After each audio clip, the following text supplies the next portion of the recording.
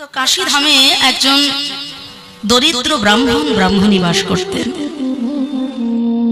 তাদের মনে শুধু একটাই বেদনা যে হে বিশ্বেশ্বর মহাদেব, আমাদের তো কোনো সন্তান নাই, তুমি যদি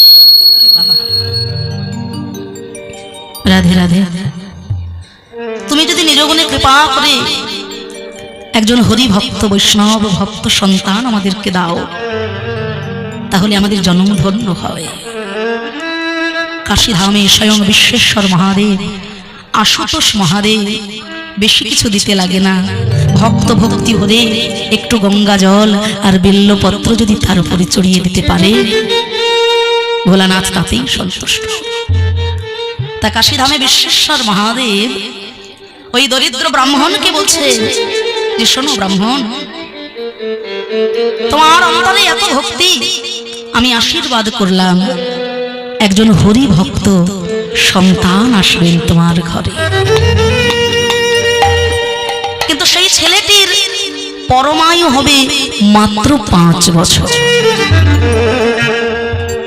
5 বছর পরমায়ু সন্তানে, এ কথা যদি কোনো বাবা জানে তাহলে তার মনের অবস্থা কি হতে পারে ভেবে দেখুন। হ্যাঁ, এই জগতে কোনো অমূল্যবান বস্তু পেলে যতটা আনন্দ হয়, পাওয়ার পরে হারালে তার থেকে অধিক যন্ত্রণা হয়। আর জগৎ সংসারে যত দুঃখ আছে, যত শোক আছে, সব থেকে বড় শোক হলো পুত্র শোক। এর থেকে বড় শোক আর কিছু না।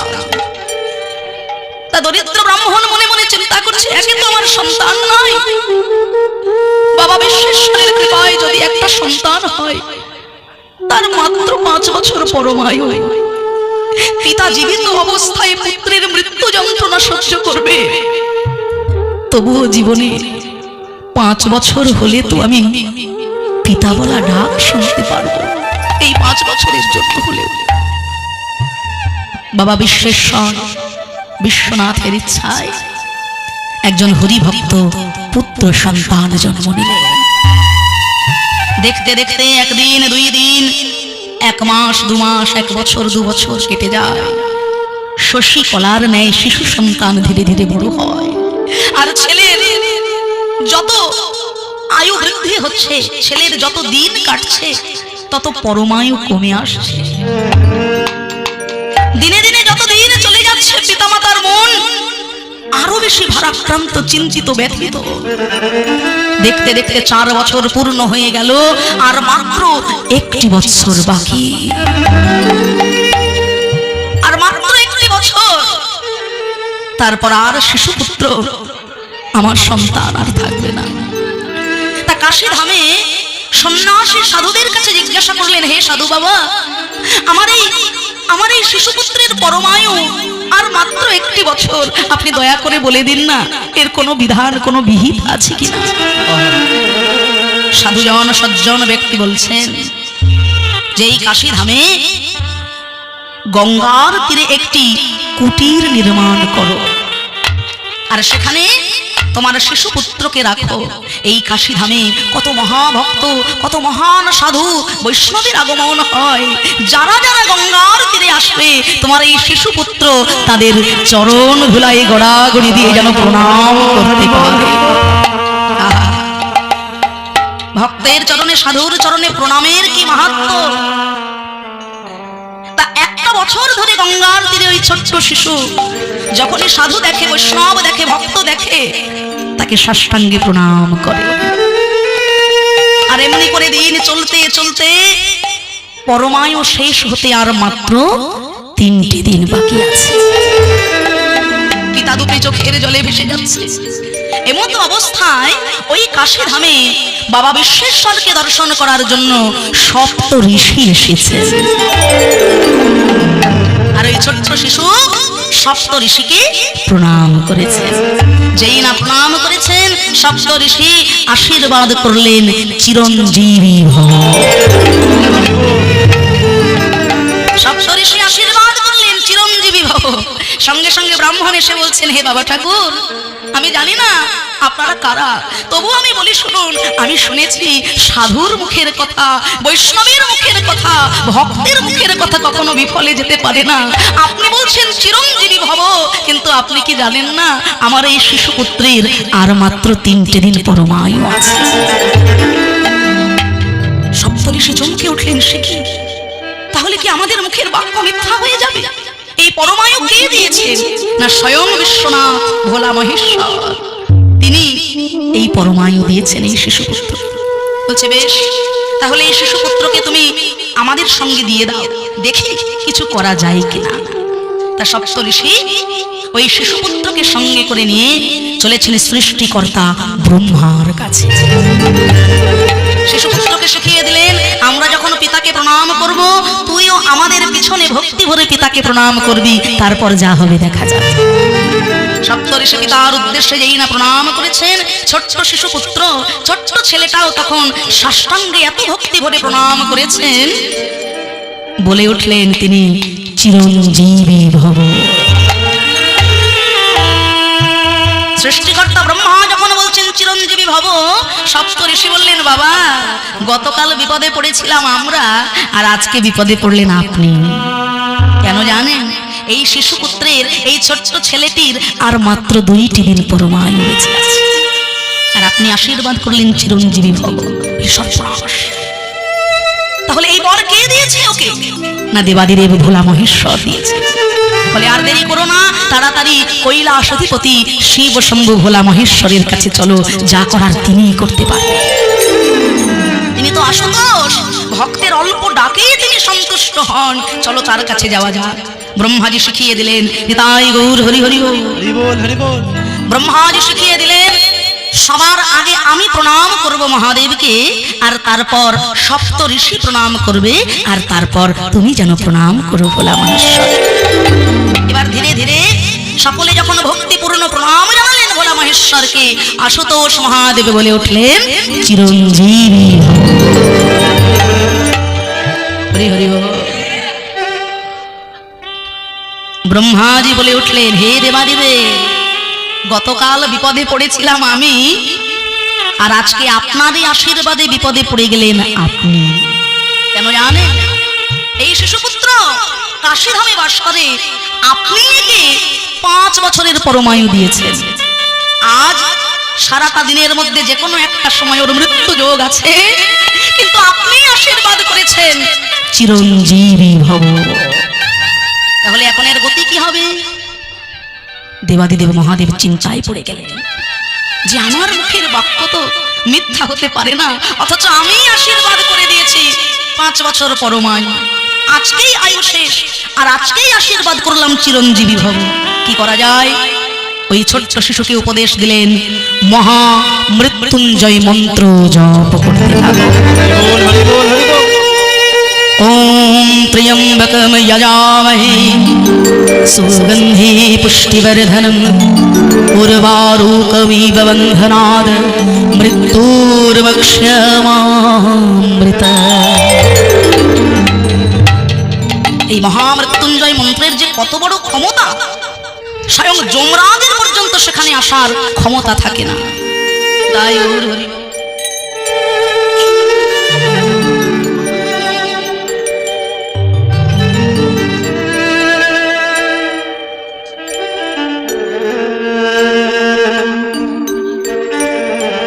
গৌর প্রেমানন্দে হরি হরি হরি বল, হরি হরি বল, হরি হরি বল।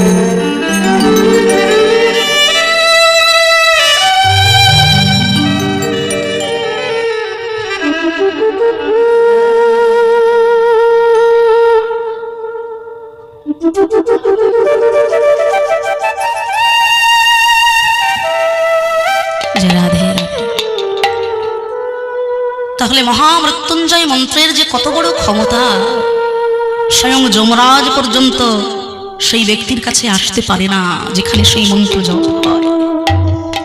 তা ধীরে ধীরে তার মৃত্যুর সময় যেই না উপস্থিত হয়েছে, যমরাজ দাঁড়িয়ে আছে দরজায়। হে মহাদেব, ওই ছোট্ট ছেলেটির পরমায়ু শেষ হয়ে গেছে, দয়া করে ওকে আমার কাছে তুলে দিন, আমি নিয়ে যাব ওকে। দেবাদিদেব মহাদেব ছলনা করে বলছেন, হে যমরাজ, হে ধর্মরাজ, তুমি যে এসেছো এই ছেলেটিকে নিয়ে যাবে বলে, এর পরমায়ু কত? না, এর পরমায়ু 5 বছর। আপনি দিয়েছেন বলে পরমায়ু 5 বছর কে দিয়েছে? না, আপনি দিয়েছেন স্বয়ং মহাদেব। বলে আমি যখন পরমায়ু দিয়েছি, এই পরমায়ুটা তোমার হিসেবের 5 বছর না আমার হিসেবের 5 বছর, এটা তো তোমার জানা উচিত ছিল। বলে কি সর্বনাশ, আপনার হিসেবের 5 বছরটা কেমন? না তাহলে শোনো, সত্য ত্রেতা দাপর কলি 4 যুগ মানি, 4 যুগ মধ্যে 1 দিব্য যুগ গণি, 71 দিব্য যুগে 1 মন্বন্তর, 14 মন্বন্তর ব্রহ্মার দিবস। জায়গাটা খুব গুরুত্বপূর্ণ, ভালো করে বুঝে নিন। সত্য ত্রেতা দাপর কলি এই 4টে যুগকে নিয়ে হয় একটা দিব্য যুগ, সেরকম 71খানা দিব্য যুগ নিয়ে হয় একটা মন্বন্তর, সেরকম 14খানা মন্বন্তর নিয়ে হয় ব্রহ্মার 1 দিন 1 রাত। হরি হরি বল। 1 দিন 1 রাত হয় এতগুলো কিছু নিয়ে ব্রহ্মা। আর সেই রকম পরমায়ুতে 100 বছর ব্রহ্মার পরমায়ু হবে, আর সেই পরমায়ুতে ব্রহ্মা 10 বার মৃত্যুবরণ করবে, 10 বার জন্মগ্রহণ করবে, তাতে হবে দেবাদিদেব মহাদেবের 1টা দিন। আর সেই পরমায়ুতে ওই শিশুটিকে আমি 5 বছর দিয়েছি। তাহলে পৃথিবী ধ্বংস হয়ে যাবে, প্রলয় হয়ে যাবে, আবার সৃষ্টি হবে, আবার ধ্বংস হবে, তবু এই শিশুপুত্রের মৃত্যু হবে না। সেই ছেলেটিকে জানেন, দেবাদিদেব মহেশ্বরের কৃপায় সেই ছেলেটি হলেন মহাঋষি মার্কণ্ডেয়। তাহলে মহাবৈষ্ণব মহাদেব পরমেশ্বর ভোলানাথের আশীর্বাদের কি ক্ষমতা, আর ভক্ত চরণে সাধুর চরণে প্রণামের কি ক্ষমতা আজ আমরা সাধন করলাম। আসুন আর সাধন করব আজকে কৃষ্ণলীলা। বিষয়বস্তু ভগবান শ্রীকৃষ্ণের দান ব্রত যজ্ঞ। সকলে মিলে একটু প্রাণ ভরে হরি নাম গাইব। আমার সঙ্গে 2টি বাহু তুলে সবাই বলবেন, ভজ গৌরাঙ্গ কহ গৌরাঙ্গ লহ গৌরাঙ্গের নাম রে। ভজ গৌরাঙ্গ কহ গৌরাঙ্গ লহ গৌরাঙ্গের নাম রে। ভজ গৌরাঙ্গ কহ গৌরাঙ্গ লহ গৌরাঙ্গের নাম রে। এই নাম বিনা জীবের অন্য কোনো গতি নাই। হ্যাঁ, সবাই গাইবো আমরা। আর মায়েদের উদ্দেশ্যে একটা প্রার্থনা করব, মাগো আমি যখন হরি বল বলবো মায়েরা একটু প্রাণ ভরে উলুধ্বনি করবে, বাবারা একটু প্রাণ ভরে হরি ধ্বনি করবেন। হ্যাঁ, সবাই মিলে একসঙ্গে তাই গৌর হরি হরি বল। ভজ গৌরাঙ্গ কহ গৌরাঙ্গ লহ গৌরাঙ্গের নাম রে। ভজ গৌরাঙ্গ কহ গৌরাঙ্গ লহ গৌরাঙ্গের নাম রে। একবার ভজ গৌরাঙ্গ কহ গৌরাঙ্গ লহ গৌরাঙ্গের নাম রে। যে জানা গৌরাঙ্গ ভজে হয় আমার প্রাণ রে। যে জন গৌরাঙ্গ ভজে সে হয় আমার প্রাণ রে। অগদিন গেলে হা গৌরাঙ্গ যে বলে একবার রে গৌরাঙ্গ যে বলে একবার সে জানা আমার হরি হরি বল। সে জনায়া মানে আমি হই তারে। ভজ গৌরাঙ্গ হরি হরি বল। লহ গৌরাঙ্গের নাম রে। ভজ গৌরাঙ্গ লহ গৌরাঙ্গ লহ গৌরাঙ্গের নাম রে। অগজে জানা হরি বল। সে হয় আমার প্রাণ রে। সে জনা গৌরাঙ্গ ভজে সে হয় আমার প্রাণ রে। সে জনা গৌরাঙ্গ ভজে সে হয় আমার প্রাণ রে। ভজ গৌরাঙ্গ কহ গৌরাঙ্গ লহ গৌরাঙ্গের নাম রে। ভজ গৌরাঙ্গ কহ গৌরাঙ্গ লহ গৌরাঙ্গের নাম রে। ঠিক আছে বাবা, ঠিক আছে বাবা, ঠিক আছে, ঠিক আছে। হ্যাঁ, শুরু হয়েছে, আমরাও কি যাবো? যে রাধে রাধে। আজ প্রেমময় শ্রী গৌরাঙ্গ মহাপ্রভু আমার পুরী ধামে গম্ভীরার সেই ছোট্ট গৃহ মাঝে 3.5 জন অন্তরঙ্গ ভক্তগণ সঙ্গে নিয়ে মহাভাবে হয়েছেন বিভাবিত। গম্ভীরার সেই ছোট্ট গৃহে প্রেমময় গৌরাঙ্গ মহাপ্রভু আজ মহানন্দে অন্তরঙ্গ ভক্তগণ রায় রামানন্দ, স্বরূপ দামোদর, শিখি মাহাতি, মাধবী দাসী এই 3.5 জন অন্তরঙ্গ ভক্তগণ সঙ্গে হয়েছেন মহাভাবে বিভাবিত। গৌরামার নিজে কেঁদে জগৎকে শেখালেন, আপনি আচরি ধর্ম জীবের শেখায়, আপনি না আচরিলে জীব শিখিতে না পায়। আপনি তার জন্য যদি ভক্তি ভরে 1 পা এগিয়ে যান, তিনি নিজ গুণে কৃপা করে 2 পা এগিয়ে আসবেন আপনার কাছে। মনে ভাববেন না সকাল বেলায় সকল গৃহকর্ম ফেলে রেখে এমনি ভাবে মাটির ওপরে ধুলার ওপরে বসে আছি, সময়টা আমার ব্যয় হয়ে গেল। কোন ভাগ্যে কোন জীবে শ্রদ্ধা যদি হয়, তবে সেই জীব সাধু সঙ্গ যে করায়, সাধু সঙ্গ হতে হয় শ্রবণ কীর্তন, সাধন ভক্তি হয় সর্ব অনর্থ নিবর্তন, অনর্থে নিবৃত্তি হলে ভক্তে নিষ্ঠা হয়, নিষ্ঠা হইতে কৃষ্ণ প্রেমে রতি উপজয়, সেই রতি গাঢ় হলে ধরে প্রেম নাম, সেই প্রেম প্রয়োজন সর্বানন্দ।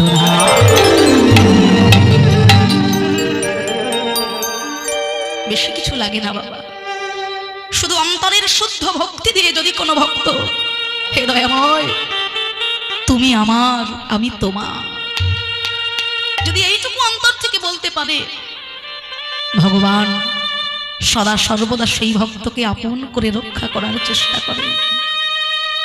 রাজস্থানের একটা সত্য ঘটনা বলবো। হ্যাঁ, রাজস্থান জয়পুরে একটা সত্য ঘটনা। একজন বিশিষ্ট মানুষ, যার প্রচুর অর্থ, সারা জীবন বহু অর্থ উপার্জন করেছে, কিন্তু তার মনে শুধু একটাই বেদনা, এত প্রতিপত্তি, এত সম্পদ রক্ষা করবে কে, আমাদের কোনো সন্তান না। সত্য ঘটনা, কারোর বানানো গল্প নয়। তা সেই ব্যক্তি একদিন রাজস্থান জয়পুরে ধর্মসভা হচ্ছে, সেখানে হরি সংকীর্তন ভাগবত কথা আস্বাদন করতে গিয়েছে। সেখানে যাওয়ার পর যিনি ভাগবত কথা বলছেন সেই সন্ত মহারাজ, তিনি বলছেন যে ভগবান ভক্তকে চির আপন করে নেয় যদি ভক্ত একবার অন্তর থেকে হে গোবিন্দ তোমার হলাম বলে তাকে ডাকতে পারে। যদি অন্তরের শুদ্ধ ভক্তি দিয়ে কোনো ভক্ত তাকে ডাকতে পারে, যেই যথামাং প্রপদ্যন্তে তাংস্তথৈব ভজাম্যহম মমো বর্তানো বর্তন্তে মনুষ্য পার্থ সর্বস্য। অর্জুন কি ভগবান বলেছিলেন, হে ভগবান অর্জুন, যে ভক্ত আমাকে যেমন ভাবে ভজনা করে আমি তার কাছে তেমন ভাবেই দেখা দিই। শান্ত দাস্য সক্ষ বাৎসল্য মধুর। কেউ চিন্তা করে ভগবান হচ্ছে আমার বন্ধু, আমি তার বন্ধু, আমি তার কাছে বন্ধু হয়েই ধরা দেব। কেউ যদি চিন্তা করে ভগবান আমার পিতা আমার মাতা, আমি তার সন্তান, আমি তার কাছে পিতা হয়ে মাতা হয়েই ধরা দেব। আবার কেউ যদি মনে করে ভগবান তো আমার কাছে সন্তান, আমার ছেলে, আমি তার বাবা, আমি তার মা, আমি তার কাছে সন্তান হয়েই ধরা দেব। আর যেই না ওই কথা শুনেছে, সেই সজ্জন ব্যক্তি মনে মনে চিন্তা করছে যে ভগবানকে সন্তান রূপে ডাকলে সত্যি কি সন্তান রূপে পুত্র রূপে দেখা দেয়? তাহলে তাই যদি হয়, আজকে ভাগবতের আসরে বসে আমার ঘরে যে ছোট্ট গোপাল আছে, ওই গোপালই আজকে থেকে আমার সন্তান। প্রতিদিন তার স্ত্রী ভোর বেলায় উঠে পুণ্য স্নান করে, প্রাতঃ স্নান করে, তুলসী পত্র চন্দন ঘষে শ্রী গোবিন্দ গোপালের 2টি চরণ তলে লেপন করেন। আর সেই সজ্জন ব্যক্তি মনে মনে চিন্তা করছে, ভগবানকে পুত্র রূপে ডাকলে যদি পাওয়া যায়, ভগবানকে সন্তান রূপে ডাকলে যদি যদি পাওয়া যায় তাহলে আজকের পর থেকে আমার মন্দিরে যে গোপাল আছে ওই গোপালই আমার ছেলে, ওই আমার সন্তান। স্ত্রীকে এসে বলছে, ওগো ঘরণী, কে বলেছে আমাদের সন্তান নয়? ওই যে 3 বেলা মন্দিরে গিয়ে চোখের জলে তুমি যার সেবা দাও ওই তো আমাদের ছেলে, ওই তো আমাদের সন্তান। বলে তাহলে এত বিষয় সম্পত্তি, এত অর্থ, এত প্রতিপত্তি তুমি কার কাছে রেখে দিয়ে যাবে? উকিল ডেকেছে, গোপালের নামে সকল কিছু লিখে দিলেন, তার নামে উইল করলেন। হরিবল। হরি বল, হরি হরি বল, হরি বল। আমি শুধু লোক দেখানোর জন্য গোপালকে ছেলে বললাম না, নিয়ম অনুযায়ী আমার বর্তমানে আমার সকল সম্পত্তির অধিকারী আমার গোপাল। গোপালের নামে সকল সম্পত্তি লিখে দিয়েছে।